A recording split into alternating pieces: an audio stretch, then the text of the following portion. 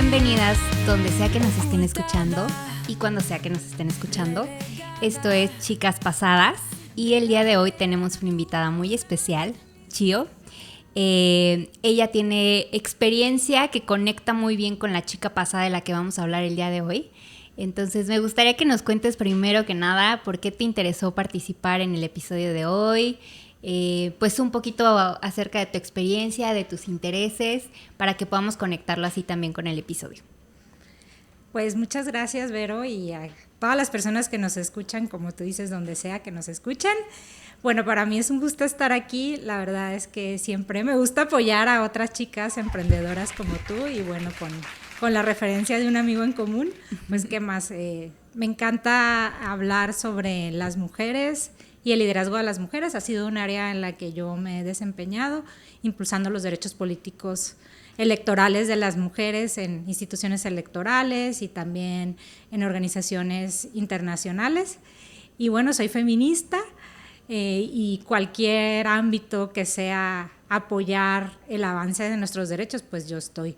Cuenten conmigo en lo que sea. La verdad es que gran parte de mi experiencia está en el ámbito político, pero también he trabajado en temas de erradicación de la violencia contra las mujeres y bueno, y transversalización, institucionalización de la perspectiva de género y muchas otras cosas más técnicas que tienen que ver con incorporar esta mirada feminista a las políticas públicas a nivel nacional, local y también internacional. Entonces, un gusto estar aquí. Tú me dirás de qué vamos a hablar y bueno, sé que de Frances Perkins, obviamente, pero lo que hacia donde nos quieras llevar, bueno, soy toda tuya. Adelante.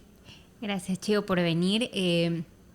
Todo un reto a lo que te has enfrentado, aún en estos tiempos sigue siendo bastante complejo poder impulsar a la mujer en diferentes ámbitos. Me encanta que te definas feminista. Yo creo que todas somos feministas, al final de cuentas, en estos tiempos, en la era moderna, con todos los derechos que tenemos, si aprovechamos esos derechos, no hay forma de que no seas feminista, ¿no? Pero pues muchas tienen como sus reservas o no se entiende por completo qué es ser feminista. Y justo Frances lo que decía era que el ser feminista, o que el feminismo más bien era la revolución, y que la revolución era un principio por el cual beneficiábamos a todos, y por ende ella era revolucionaria y feminista.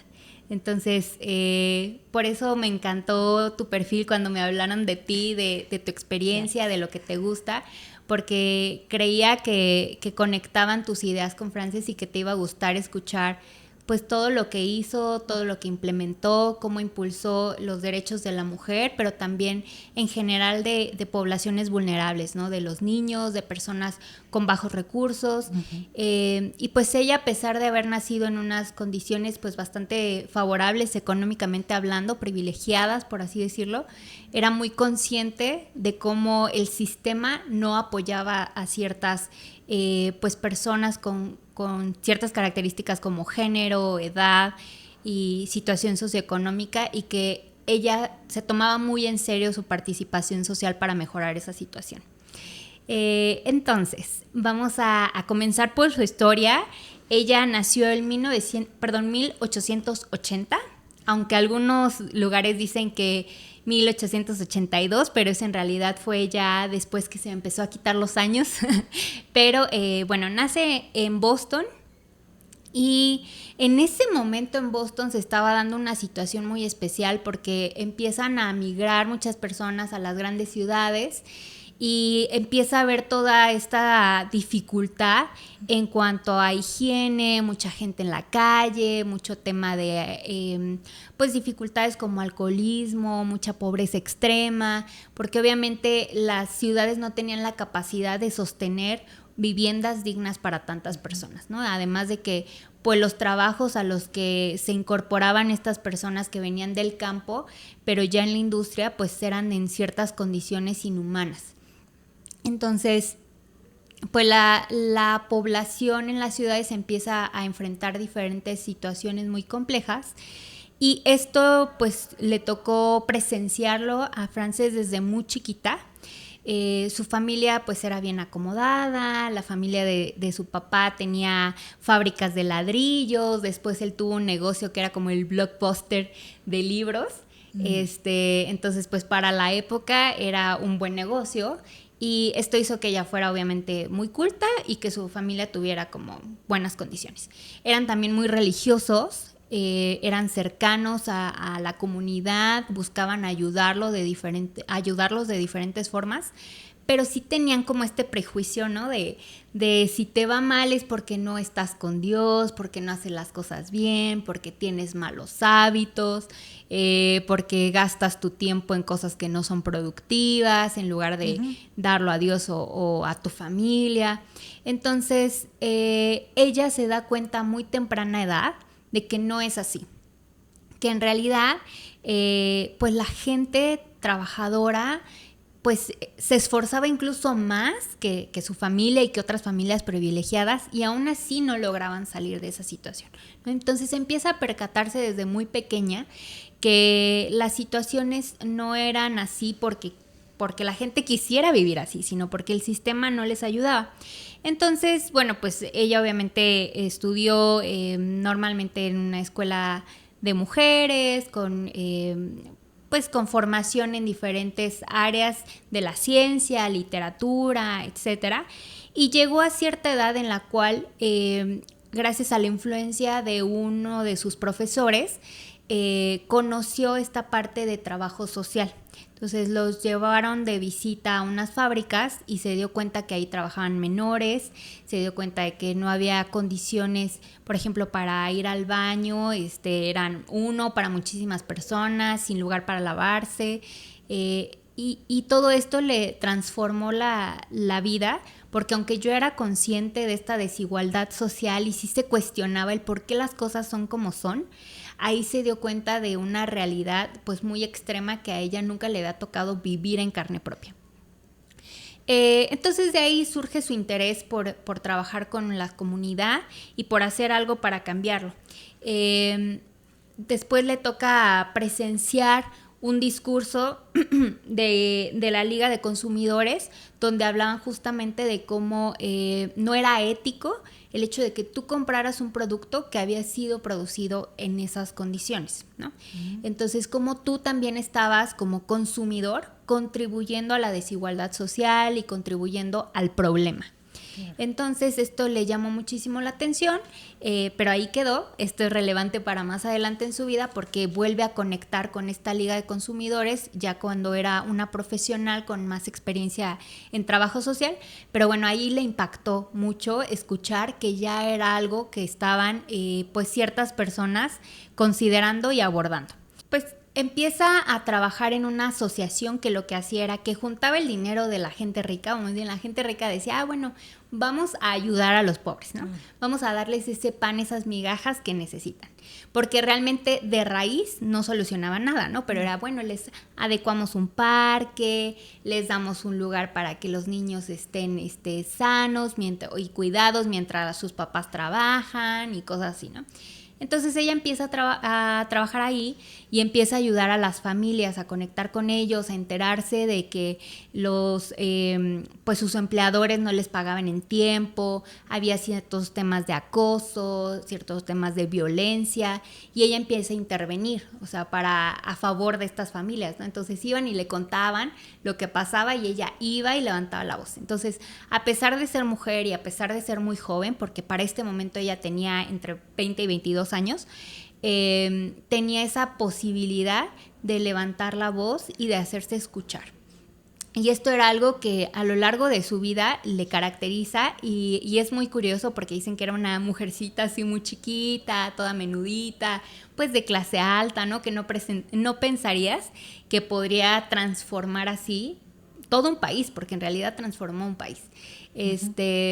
Pero bueno, tenía una habilidad para conectar con la gente y también para ser muy estratégica y manipular las situaciones. Entonces, pues bueno, esta empieza a hacer su labor. Pero quiero escuchar hasta aquí, bueno, pues que me digas si tú ya sabías de ella y si sabías de ella, por qué sabías de ella y qué opinas hasta este momento de su vida.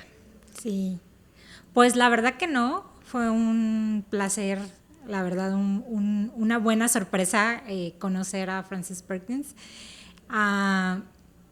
porque creo que lo importante aquí es que ella fue una funcionaria pues pública estadounidense, me imagino que lo vas a contar, y en realidad no aparece en la historia de la conquista de los derechos del voto de las mujeres, por ejemplo, que están en la misma época. De hecho, lo curioso cuando tú empiezas a contar es que cuando ella empieza a ser abiertamente activa en la esfera pública, influyendo en gobiernos o incluso en políticas, todavía la mujer no tenía el derecho al voto en Estados Unidos. Eso lo lograron hasta 1920. Entonces, digamos que no es una mujer que tiene el lugar todavía que debería tener en la historia para las enormes aportaciones que han hecho. Y yo veo varios puntos ahí de cruces importantes que creo que están en la lucha de esta primera ola feminista, porque ella se sitúa en esa primera ola feminista. Siendo un poco de historia, tú ya nos contaste cuáles eran las condiciones, y muchas de las mujeres que lucharan por el voto tenían esa conciencia, ¿no? De no tenemos las mismas condiciones, hay otros grupos que están desfavorecidos. Evidentemente en Estados Unidos no es que les importaran mucho, por ejemplo, los grupos de afroamericanas y afroamericanos, pero correcto, por lo menos eran antiesclavistas. Y entonces creo que ahí hay un cruce con las primeras sufragistas estadounidenses que seguramente pues tendrían su influencia. No sé si en lo que tú investigaste pues lo tuvieron, pero de estas ideas, ¿no? Que son más de corte socialista, digámoslo así, no estaban tan satanizadas a principios del siglo XX. O sea, los primeros 30 años del siglo XX hubo muchísimo, no sé cómo lo hacían, le digo a mi esposo, si no existían los aviones o el transporte, todo el mundo se transportaba en tren, todavía en carretas, en barcos, y había una gran comunicación entre los grupos, digamos, de las ligas feministas que existían de Estados Unidos, que muchos de ellas, insisto, eran de grupos de mujeres sufragistas de Europa, de Rusia, de Estados Unidos y de América Latina. Entonces, había comunicación entre esos grupos, y yo creo que eso pues también ayudó a que pues ella fuera aceptada, aunque desafortunadamente era un garbanzo de la libra, como decimos en México. O sea, era la única mujer que había podido, bueno, que ya lo vas a contar tú, que llega a esas esferas, pero que es fruto de una época. Es a lo que voy, no es diferente a otras sufragistas estadounidenses de origen anglosajón, de clase media alta, educadas. No podía ser de otra manera. Lo mismo fueron las mujeres en México o en los países europeos. Las mujeres sin educación pues no hubieran tenido el contacto con las ideas de la época, porque necesitabas estar bien informada, sí, estar bien conectada, que era totalmente diferente a como lo hacemos hoy en día, que es de manera inmediata, pero implicaba muchísimas conexiones en la vida para que tú pudieras como sembrar esas semillas de conciencia en todas esas mujeres. Entonces creo que va mucho con la época ahí, Frances Perkins, y ya nos contarás tú para no adelantarnos, porque también pues es fascinante ver cómo pues siempre las mujeres que tienen esas logros en la historia siempre están detrás de los hombres. Entonces ella se le conoce por el presidente, que ya vas a contarnos que fue estadounidense, que todo el mundo lo conoce, Teddy Roosevelt, y ella no es conocida. De hecho, pues sí investigué un poco, y tú la encuentras dentro de los personajes desconocidos que deberías conocer, ¿no? O a quienes los estadounidenses tienen mucho que agradecerle. Entonces, pues sí, claro, qué bueno que le estemos dando ahí su reconocimiento en la historia, y ya nos contarás, síguenos contando, porque creo que ahí viene lo bueno de cuáles fueron en realidad sus aportaciones, que todavía hasta hoy en día la sociedad norteamericana pues lo tiene, ¿no? Sí, justo, o sea, dijiste muchas cosas, ¿no? Primero en la parte del voto a la mujer, ¿no? De los derechos políticos. Justo cuando ella tiene a su primer hija y la registra y le pone 2 nombres, pues le hicieron el comentario, ¿no? Que a lo mejor no le gustaba uno de ellos. Decía, bueno, ya ella elegirá cuando pueda votar cuál es el nombre que quiere usar, ¿no?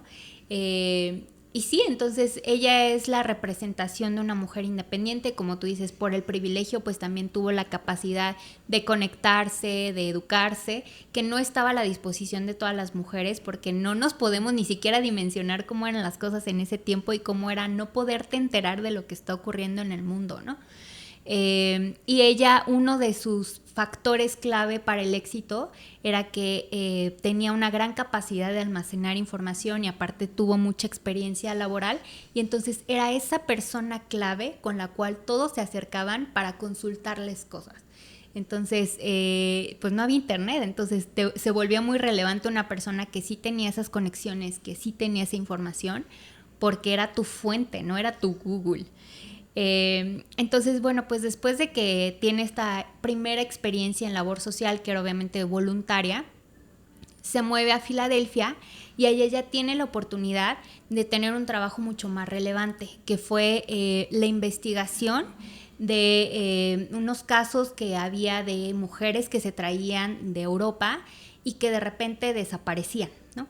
Entonces las traían bajo engaños de, van a trabajar aquí en las casas de los ricos de América, y en realidad llegaban a estas casas como de acogida y de repente desaparecían, pues porque las prostituían y al final era todo un engaño, ¿no? Entonces a ella la contratan para que haga la investigación y ella se lo toma súper en serio, o sea, hace mapas, conecta, así como tú ves de que los investigadores del punto A con el punto B, lo hace muy bien. Entonces lo hace tan bien que la gente que estaba pues detrás de toda esta mafia empieza a temer y empieza a correr su vida también riesgo, porque como detectan que es ella la que está detrás de esta investigación, en uno de los casos cuando ella estaba investigando esto de que cuando llegaban en el tren, como tú dices, y quién las recogía, a dónde se las llevaban, está ahí en la estación y le empiezan a perseguir.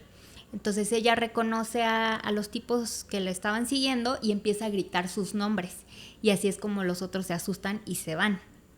Pero en realidad, pues sí, ya era un trabajo bastante riesgoso, osado de su parte, pero que tenía la intención justamente de proteger a estas otras mujeres, que además de ser mujeres, pues era doblemente vulnerable, ¿no? Porque era el tema económico, pero también estaban lejos de su país, estaban solas, venían con la expectativa de aquí poder generar otra vida, y con lo que se encontraban era como pues, con un engaño, ¿no? Y ya, pues cómo escapaban, a quién pedían ayuda, les quitaban sus documentos y desaparecían. Si al día de hoy desaparecen mujeres, en ese momento pues era mucho más fácil simplemente borrar a alguien del mapa. Es lo que conocemos trata de personas. Correcto.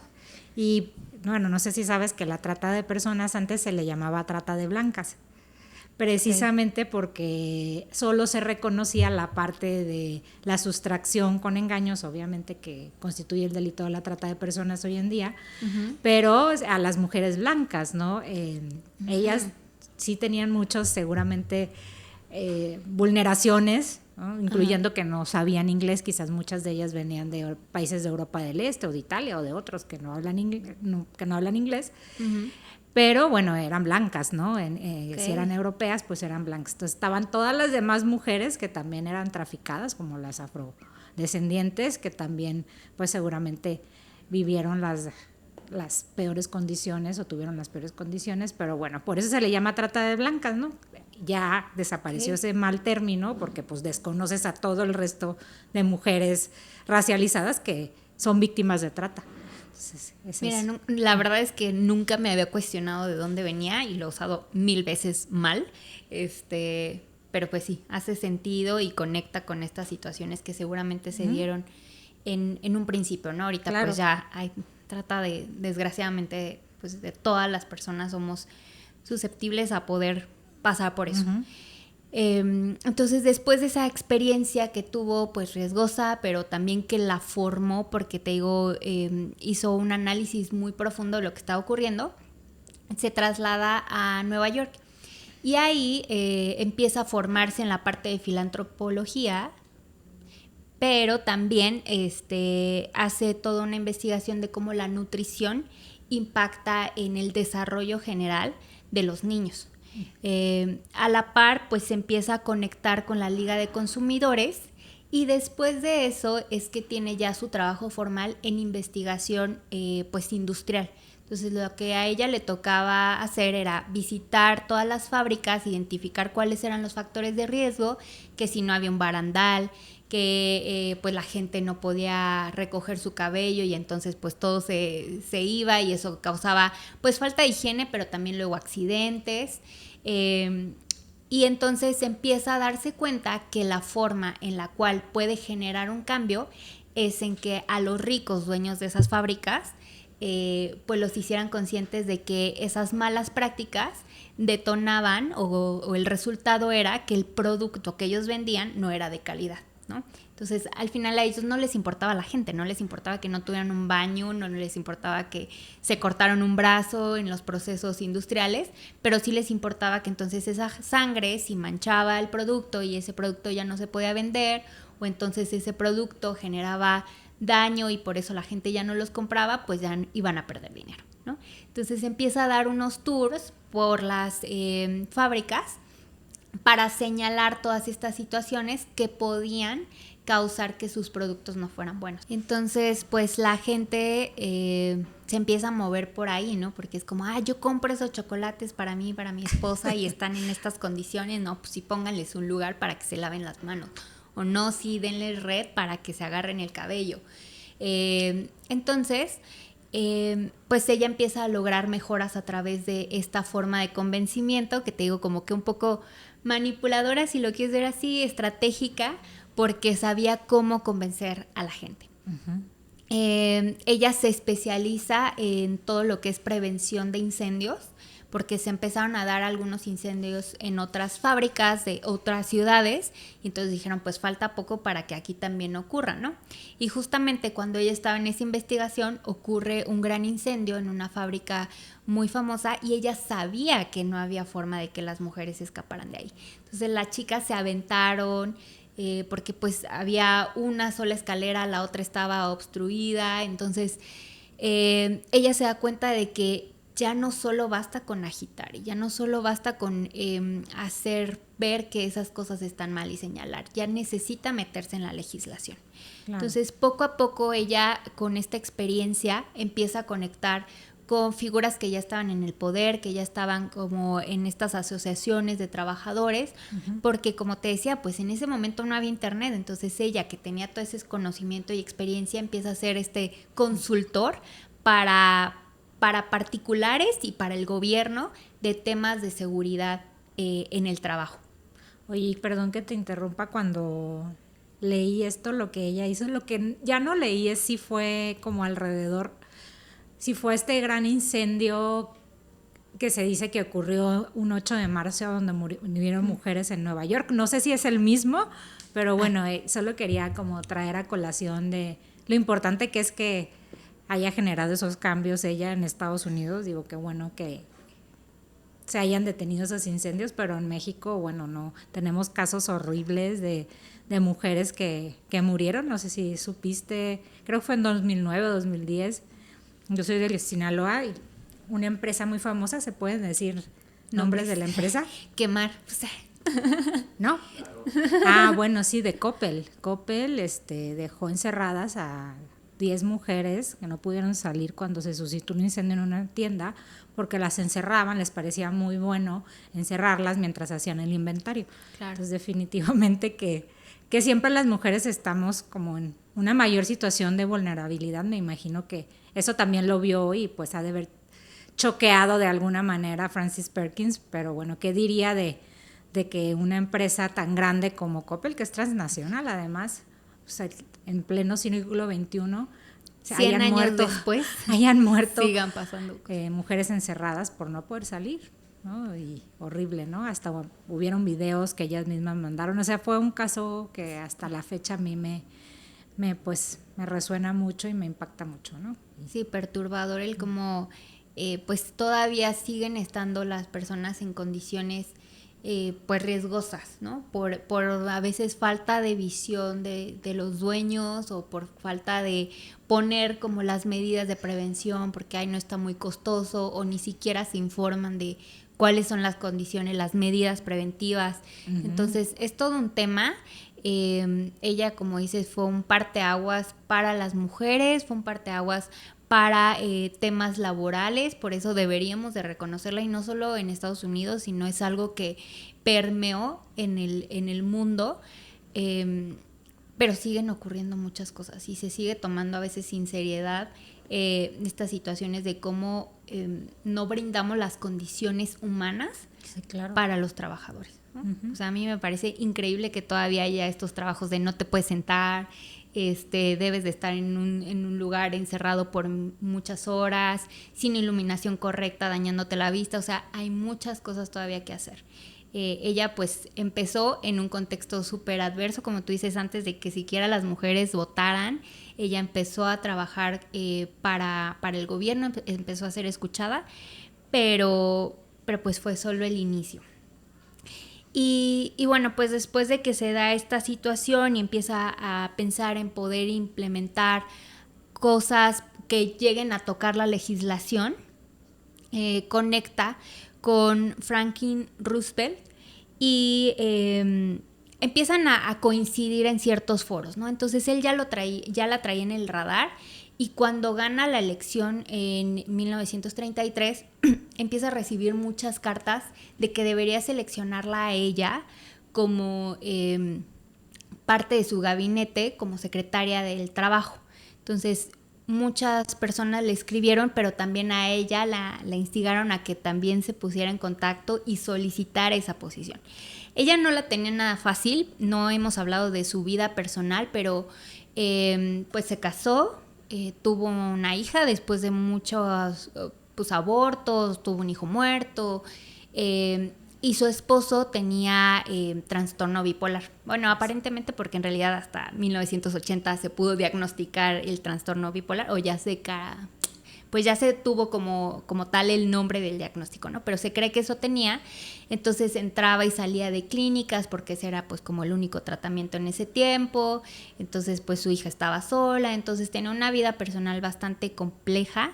Ya le tocaba trasladarse mucho para el trabajo, y ahora el pensar el tener una posición en el gabinete era pues muy retador, ¿no? Tanto a nivel profesional como a nivel personal.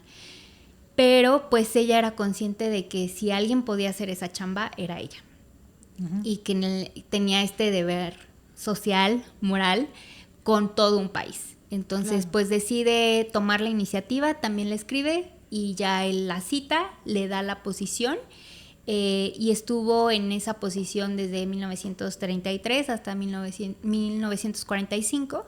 Y en todo este tiempo, pues como tú bien dices, ella intervino mucho en que se diseñaran todas estas legislaciones que pues hablaban de la jornada laboral, de los días de descanso, de evitar el trabajo infantil, el tema de los derechos laborales. Ella incluso empezó a abogar por el tema de el seguro del desempleo, porque justo cuando estuvo el tema de la crisis económica de 1929, ella va a Inglaterra y investiga como cuáles eran las medidas que estaban tomando, y entonces trae esas ideas.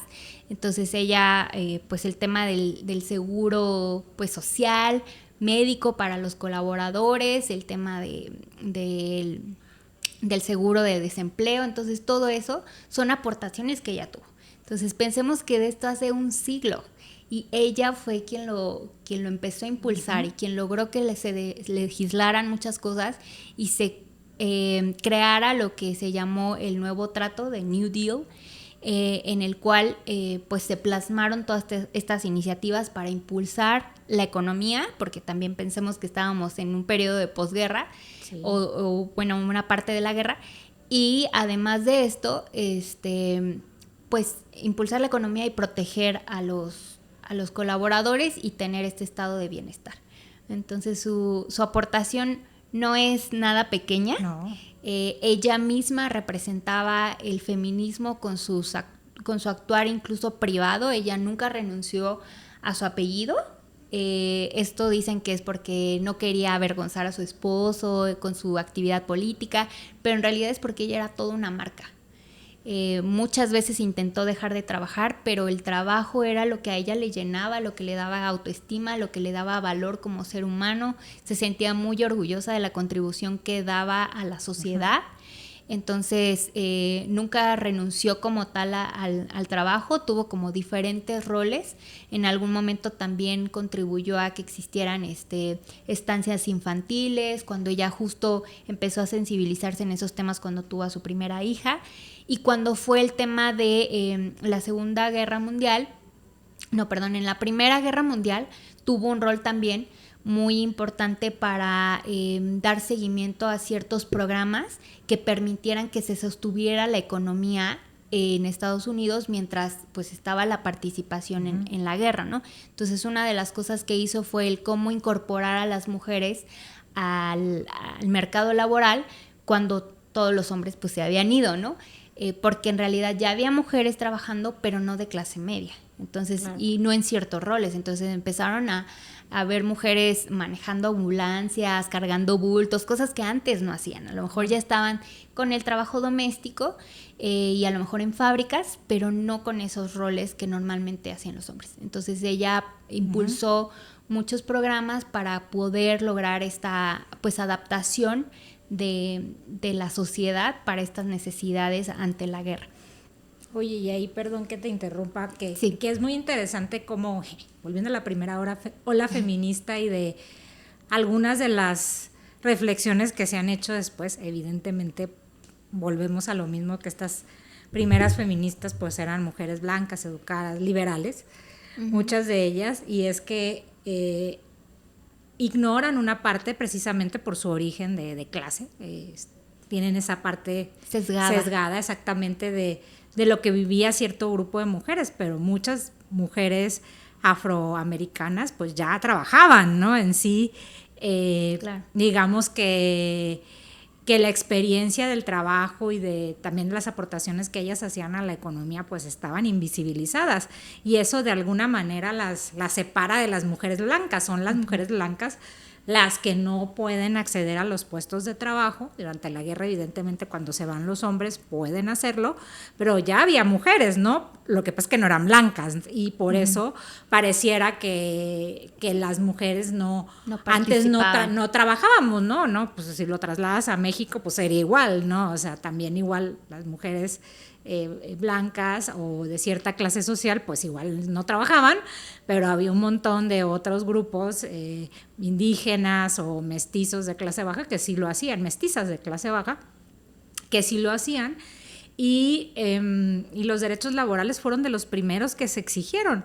Y volviendo a hacer una comparación entre cuál ha sido la evolución, el avance de la participación política de las mujeres, hoy tenemos la paridad de género. Eso no existe en el ámbito laboral.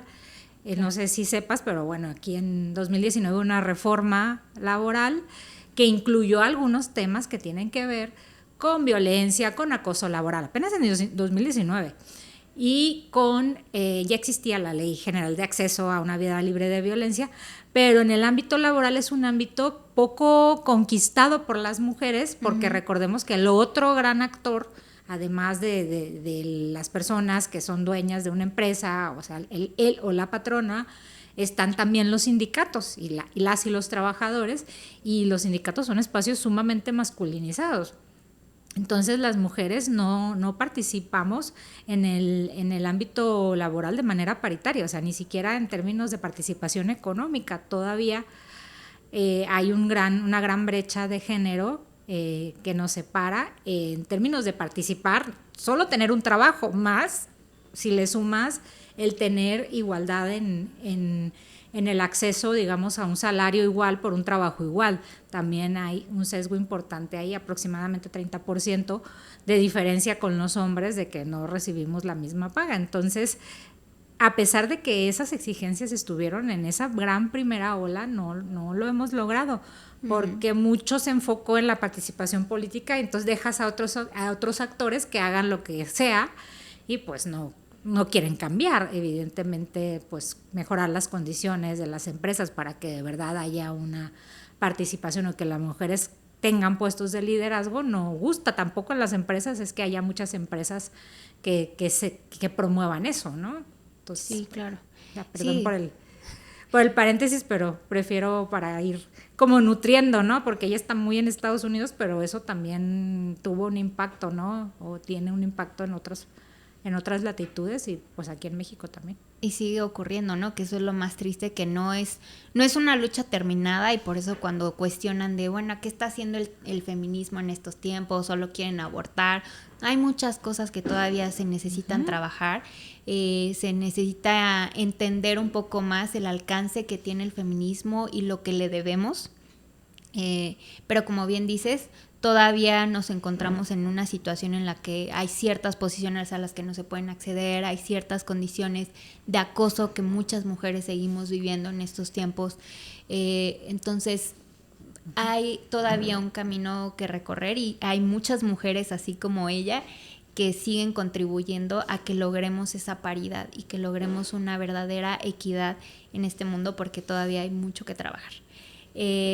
Muchas gracias por estar aquí. Espero que hayas disfrutado este episodio, Gracias. que te haya gustado conocerla, y pues también esperamos que a nuestras oyentes les haya gustado esta historia, porque es algo que debemos conocer, porque es algo que nos permitió tener las condiciones laborales que tenemos el día de hoy. Muchas gracias.